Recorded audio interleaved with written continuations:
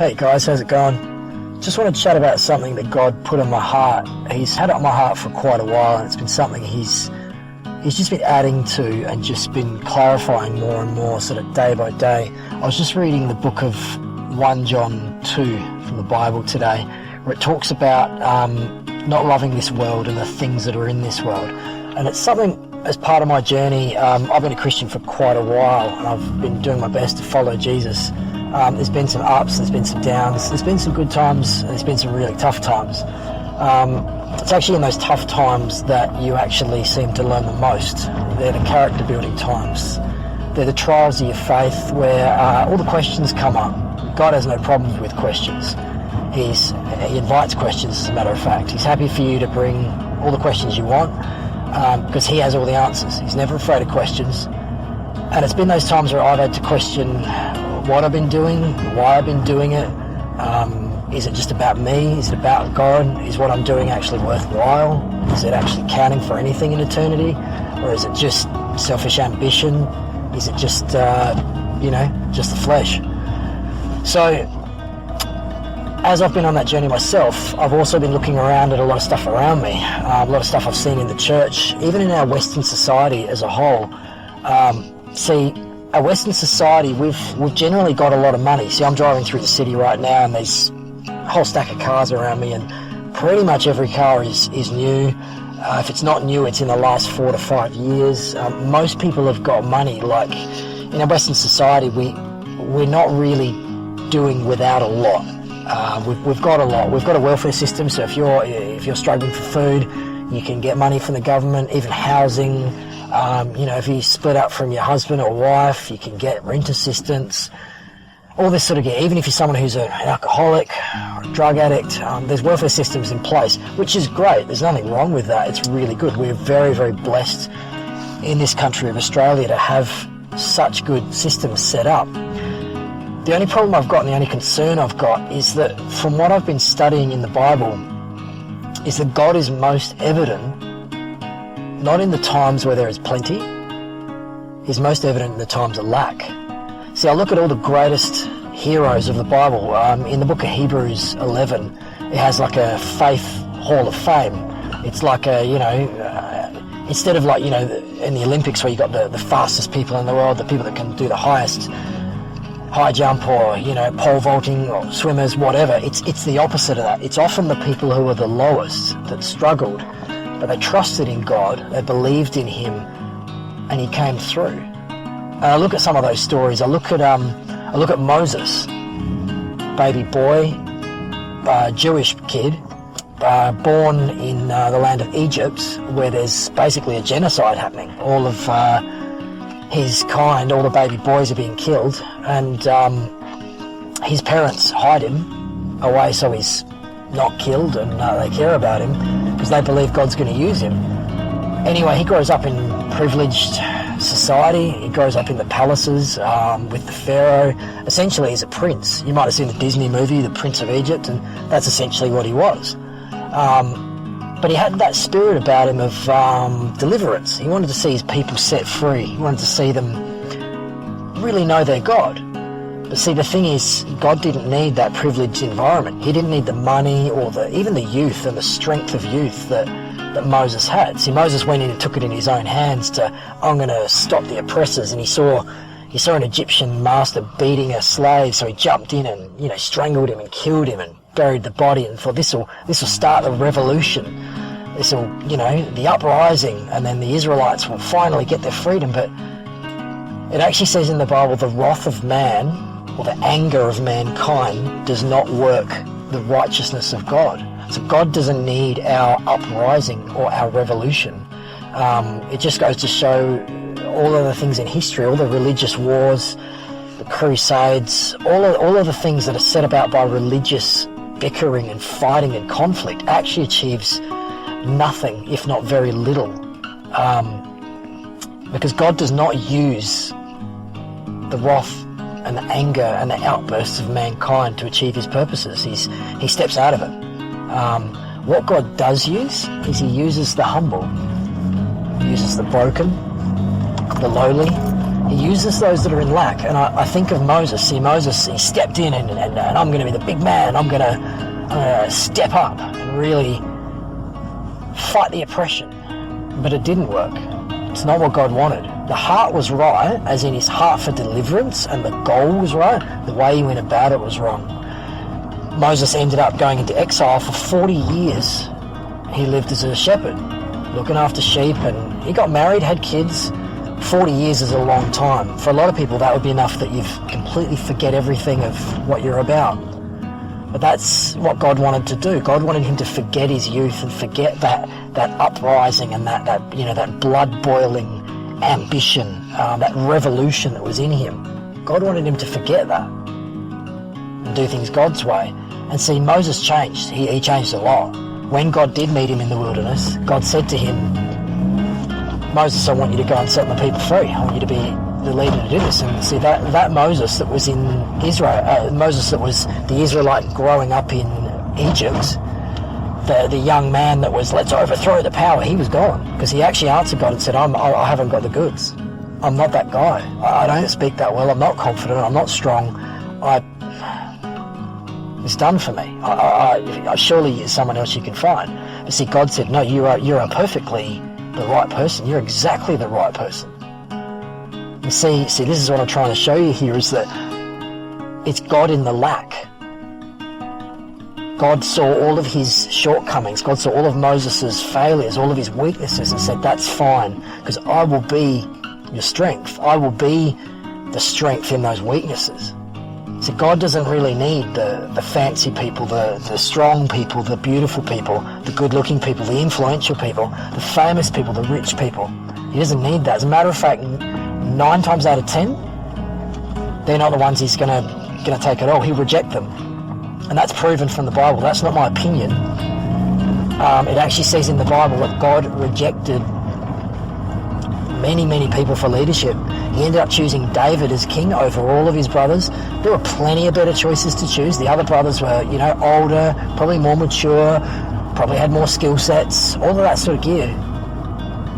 But God chose the lowly shepherd boy, the one that didn't really have any experience looking after people or managing affairs of government, fighting for what's right. This was just a kid. He was a kid who knew how to look after sheep and make sure they didn't die. He knew how to feed them. But here's the ironic thing. This is the part that so many people overlook. It's so ironic that God would use a shepherd, because David was the perfect guy. See, if you can look after sheep that they get lost very easily, they're a bit thick, they're a bit dumb, they get into danger really easily, they need to be herded, they need to be kept safe, they need to be, decisions need to be made for them. See, that often is the hallmark of a great leader, without being disrespectful to humanity as a whole, but just take a look at the world around you. See, humanity we're very dumb, really. We're pretty stupid. We like to think we're smart.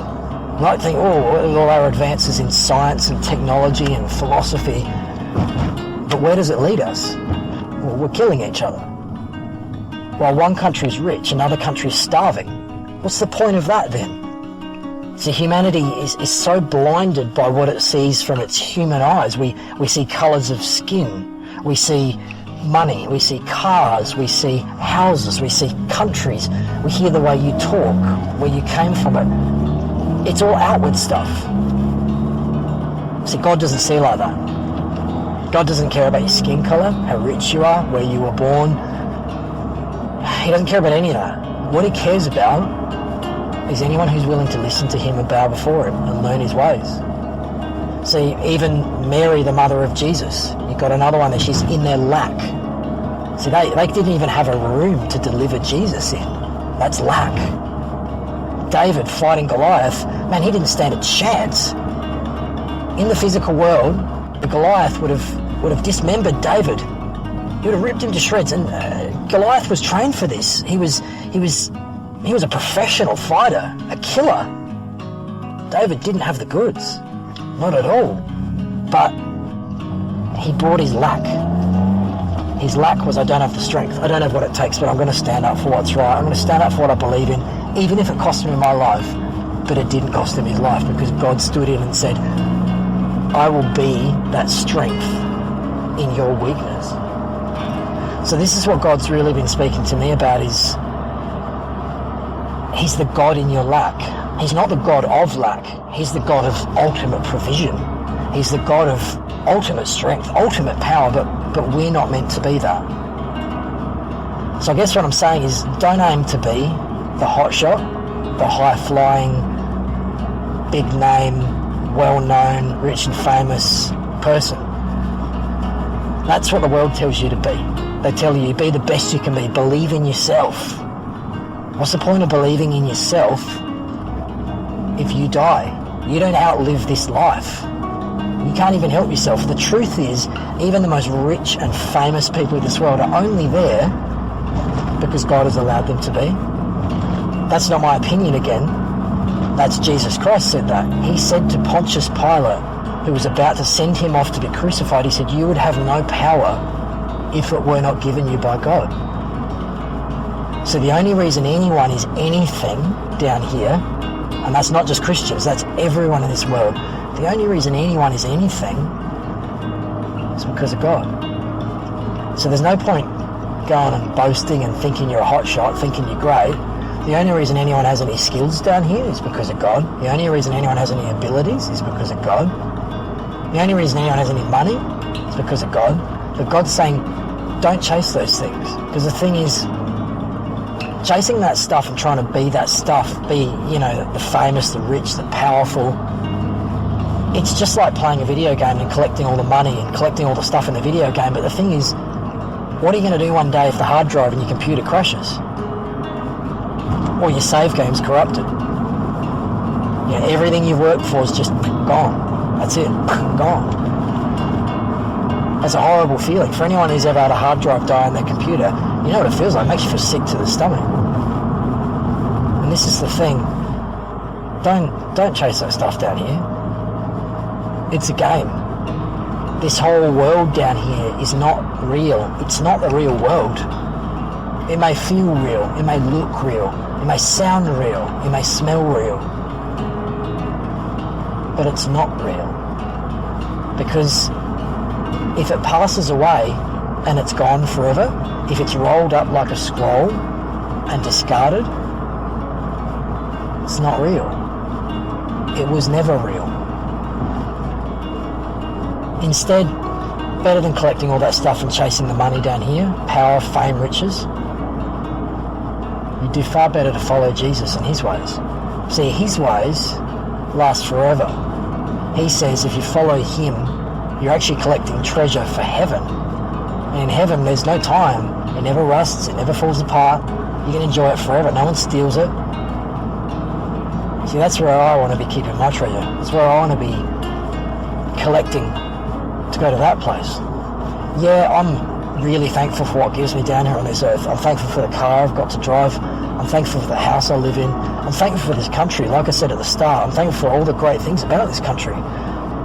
But I don't take it for granted, and I don't expect it to be here forever. I'm thankful to God for it. I'm thankful for relative peace in my country. But this isn't my home. This isn't my ultimate destination. This isn't where I'm going to stay forever. And this isn't where my treasure is. This life is a road. It's a journey. It's a journey to a destination. So my job is to try to follow Jesus as best I can on that road. And not swerve to the left and the right to all the flashing signs. To do my best to keep eyes on him. I encourage you to do the same. It's not easy. Especially in a society like I live in. I live in Australia where I think we're rich, but compared to maybe Beverly Hills in the US, we're not that rich. Especially where I live. I live in Adelaide, Australia, so it's not that big a deal. But, hey, there's plenty of distractions, even where I live. There's plenty of reasons to take your eyes off Jesus. There's plenty of reasons down here to get your focus off the eternal destination of your spirit and your soul. So I just want to encourage you, seek God, not man. Don't follow people down here. It's great if you've got someone that can encourage you in Christ, whether that's your pastor, whether it's devotionals, whether it's all that sort of gear, that's all great. I did that for a long, long time. I know that is good. There's stuff is good. Some of it's good, you've got to test it. Some of it's not so good. But ultimately, Jesus has to be your focus, not a man. Mankind will let you down. Flesh will fail, as the Bible says. What point is there trusting in flesh that will fail? Trust in someone who won't fail. Jesus. He made all this. He made this world. He came to save this world. He died for this world. He rose again for this world to prove who he was. And one day he's coming back. He's coming back to separate the wheat from the weeds, the goats from the sheep. He's coming back one day to look for those who follow him. And that's when, like I said, it's like it's a game. That's when the game gets turned off. This little rat race down here, it all ends. So you've got to ask yourself, what are you following? What's taking up your time, your focus, your mind, your life? Be careful, because this world is very deceptive. It's got a lot of tricks, and it's tricked many. It's got everything that you could ever want, but it will never satisfy. It'll never satisfy. The only thing that satisfies is God. Is a relationship with him. It's the only thing that's lasting. And it's not just going to satisfy in this life, it'll satisfy for all eternity. Have a great day, guys.